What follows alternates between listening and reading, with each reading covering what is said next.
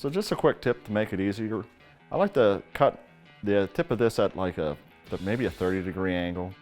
You'll see why when we demonstrate it. I'll try to explain it to you a little bit better. This is a painter's caulk.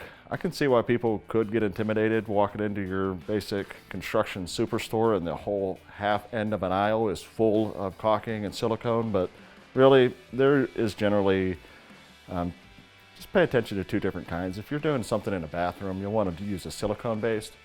If you're going to paint it, this is just painter's caulk. It says it on it.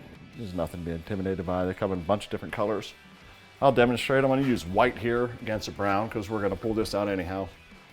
But what I'll do is I'll set this end of it in the crack, and I think a misconception is that people think that this tip is for dragging along it, and it is, but you don't want to push so hard that you're pulling the caulking out.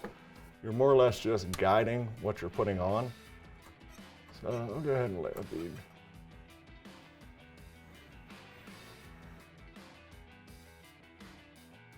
Don't get too intimidated by it because you're going to come back through and you're going to wipe this out anyway.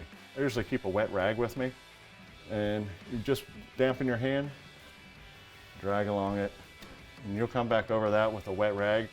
Hit it again, it gets painted, so there's nothing to be afraid of.